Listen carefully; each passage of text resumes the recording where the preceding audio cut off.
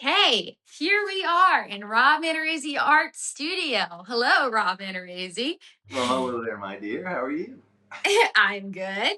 Rob Manaraze is a fine artist who also happens to be my dad. And we are going to be talking today about him and his art journey and where he's at and what he's doing now. And then we're going to be doing this in the future. So, future podcast episodes will be coming your way soon.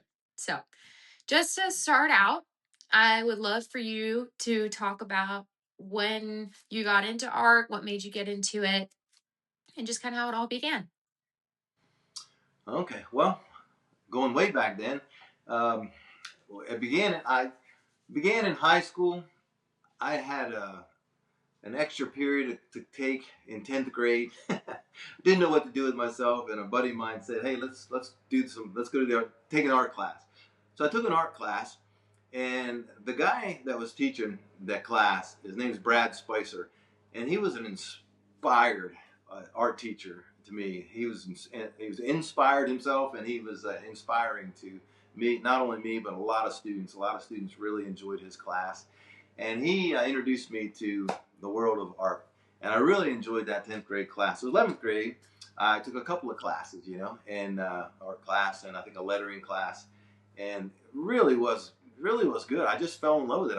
I couldn't wait to go to the art room, and so I learned, just the basics of design and proportion and things like that and perspective, and I just really liked it. And then senior year, you're trying to get ready for college, between 11th and 12th grade. What are you going to do with your life? And I'm like, you ever heard that phrase? What do you have in your hand? Kind of, what are your skill sets? What can you do? What do you like? You know? Well, sometimes the answer to that question is, well, what's in your hand? What can you do? What are you going to do with your life? Well, what can you do? And I decided that I was going to pursue art. I never knew I could do much with art. I didn't know I was an artist. I didn't know I was good at it. But I really fell in love with it, and I started to do really well with the art pieces that I did, especially in 11th grade. So we had seven class periods in a day, and I worked it out my senior year. I had 5 classes in the art room, So I took English, which you had to take, and you had to take senior social sciences, like a history class, and the rest of it I was in the art room.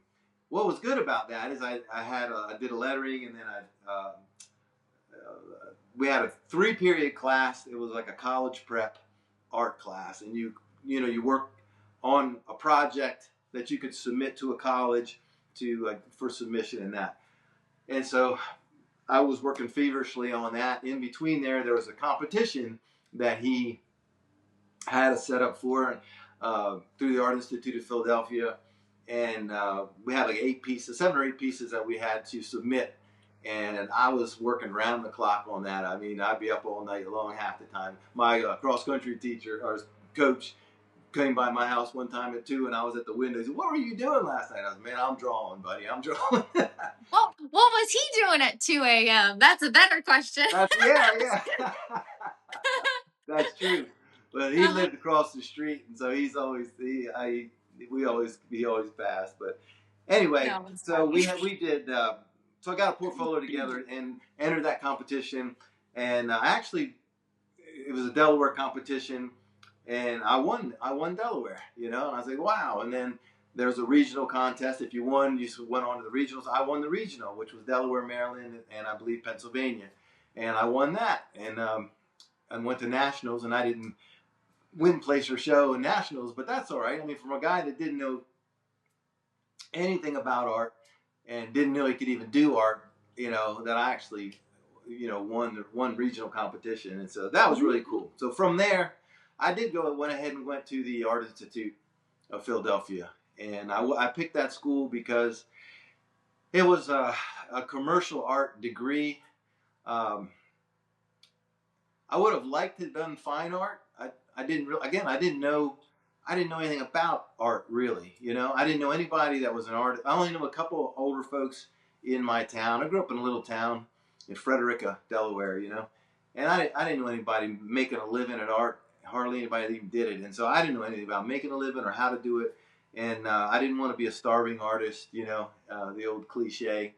So I picked the Art Institute of Philadelphia because it was close-ish to my house, and I learned all kinds of stuff from there because it was a commercial art school. It taught you graphics and lettering and proportion and some illustration, drawing classes. We took logo design, all kinds of things. So I ended up getting a pretty broad base of knowledge, which is what I wanted, which is what I thought I needed, and so we did that. Um, I didn't want to get stuck in Philadelphia. I'm from the country, and I had too much mud between my toes, in a sense. So I went back home after I was done, trying to figure out what to do with myself. I worked for a sign company for about a year there, which I really wanted to learn too. I'm kind of crazy. I like to learn a lot of stuff. But I met a girl too in college there that she was always talking about T-shirts and T-shirt designs and things. And back in the day, I'm 60 years old, but back in the day, I mean, I'm hit when the T-shirt business was, oh, let's put your logo on a T-shirt and stuff. So I ended up starting a T-shirt screen printing business when I was 20 years old. Ended up doing that for 36 years, and Mm. so I applied my artwork to, designing T-shirts, Joe's Pizza, getting a logo and putting it on the left chest, something on the back, 2, 3, 4 color, whatever it would be, and Mm-hmm. that's what I did, for 36 years, and I never really 36. had I didn't know it was 36. really, yeah, 36 years. yeah. Yeah, last 17 year I was assistant pastor too and downsized the business some, but that's another story. But Mm. I didn't really have time to do any more fine art after I got started. I was a kind of the chief cook and bottle washer, with the art, with the t-shirt business. I mean, I was on the phone, sold the jobs, did the artwork, made the screens, got them burnt, printed the jobs most of the time, you know. You are a one-stop shop with the help of a few children workers. Me being Yeah, one of them. mainly you, right? Yeah, yeah. You Some definitely know how to sweatshop pull a kids. yeah. You can definitely pull a shirt off the end of a conveyor belt, right? Oh, I can fold it, baby. Oh, How I many, can fold it. yeah, yeah. How many did you stack in a? In a pile's 12, a dozen. Is that what you're saying? Yeah, 12. And how many goes into a box? Well, four, four, Yeah, four. 6. Yeah, 6 dozen. Oh, Usually, is it seven? yeah. I had you always fold them in a. That's how you learn how to count and math and stuff. Oh, I knew 12. how to count by 12. That was Yeah, for sure. that's right. 12 in a fold, 6 in a box. Six in the Yeah. box. That's Yeah, okay. that's 72 pieces. So anyway, I digress. But that was fun. We did a lot of that, and so that's how I got started with the t-shirts and stuff. But I did that for 36 years, and then about 12 years ago, my sister Donna, she called me and she said, "Hey, guess what I'm doing?" I said, "What are you doing?" She says, "I'm painting." I said, "I didn't know you painted." She said, "Neither did I." She said, "You should try it though. You'd be really good at it. You'll love it."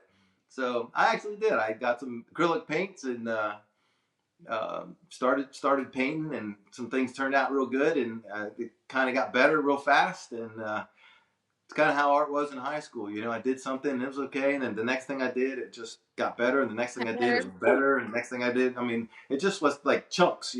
So that's kind of how painting was. Once I started it, it just came out. I mean, I wrestled with it. I mean, I fought with it, and the techniques and learning it. I really wanted to get it, so I really worked hard at it, and didn't kick Mhm. out a lot of pieces at first because I fought it. I was wrestling with it, and I You wanted it to wanted look each good. piece. Yeah, you wanted Yeah, each piece to look good. yeah, and I wanted it to look right, and there's something to be said with just cranking out a bunch of pieces, and you'll learn a lot that way, and that's true. And then there's also the trying to work, but I was working on it, the techniques of it. It's just trying to figure it out so that my thing is, it's just always in there. It's got to look convincing. The piece it has to look right. has to feel right. It has to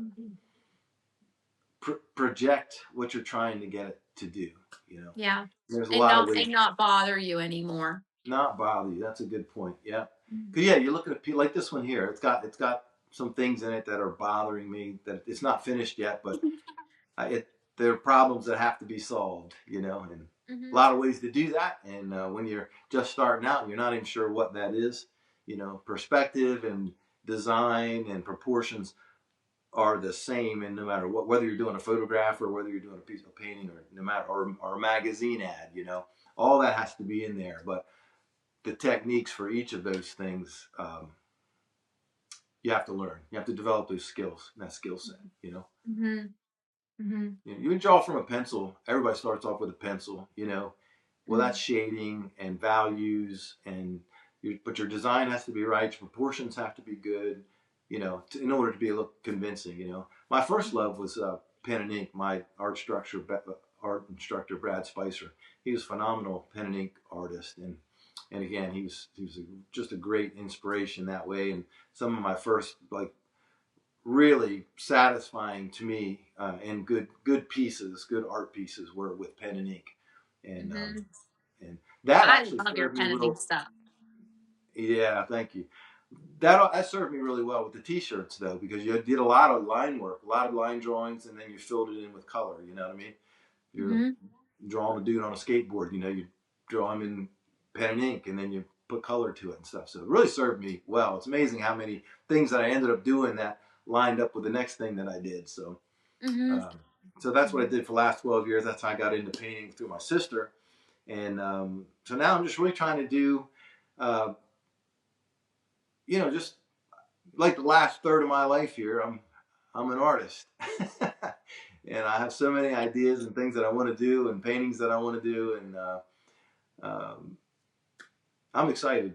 I feel like this is um, a move of God in my life, in a sense of what He wants me to do. And I just want to go where that takes me, one piece at a time. Yeah, absolutely. Well, and it's neat that you get to try being a fine artist versus a commercial artist. Commercial art, I mean, I come from marketing. Commercial art definitely has its place. As much as people want to act like it's not art, it can be. It maybe isn't always, definitely not, Oh, man. but it definitely can be. And but it's neat to see you work on paintings like the picnic where you just wanted to paint that because you thought it was really neat. And Yeah. I think that's cool. And so just tell us just a little bit about the picnic because I know you're almost done with it. So we're going to be launching it soon. So tell us about it. Yeah. This is in Hanging Rock National Park. So is this one up here, actually. If you're if you're standing there looking at, this is the icon of the park. If you're standing there looking at Hanging Rock, if you turn to your right, look west, you see this image. And this is a scene looking west with the Smoky Mountains in the background, Sorry Mountain over here. My wife and I were hiking up there in the mountains there for a couple days, and we came down the one path, and we met a young couple, probably 20 years old, having a picnic on one of the rocks there, and just a beautiful scene. Um, Really neat little couple there, and talked to them, got permission to take a picture of them, and asked them, mind if I used them as a reference. And so I took some artistic liberties and moved them from that spot and slapped them on this rock because I wanted to paint this scene. But what I love about this scene is I like details and textures. I love the way these rocks look. I love this tree, but I love the vastness of the scene. And if I love the outdoors, I love being out there in creation. I love how it feels. I love how I feel when I'm in it, and there's a lot of people that resonate with that. And they were up there having a picnic and just enjoying each other. You could tell they liked each other and enjoying the scene. So I wanted to put that together, and I love standing up there. If you're up in the high mountains like that, well, I say high mountains on the East Coast here, but you get that hot that wind in your face. It's always windy. The wind and the sounds and the smells, and it's just, to me, it's just glorious in its own sense. But I put them there, and you had asked me before about design and what, how that works. You have to have a good center of interest in a painting or a photograph, and that's what this is here. Your eye comes right up to here, moves around up the tree, comes over. This is a secondary center of interest. When you talk about rules of thirds, you Mm-hmm. divide the canvas into thirds this way, so you have 2, 3 sections, and then this way. And where these lines meet, that's where your interest should be. So this is your main interest. That's your secondary interest, and you kind of do that by details that you add and by the position of it on the canvas. And there's a lot to that. I don't know if we have time for that or not, and to discuss more about that. But uh, that's the piece. This is kind of roughed in here. Got a lot more Mm-hmm. detail to put in, a couple more layers, but it's coming. It's coming. It's working. It's getting there. Well, we're all very excited to see it, and we can make another video where we talk about kind of how you actually design your artwork. But I think that that's good for today. I appreciate you chatting with me, and this was really fun. This was our best one yet. I'm glad we tried again. Well, that's good, sweetheart. I appreciate it. Thanks a lot. I love you, and it's good Love you talking to too. you today. You take Good care. chatting. Bye.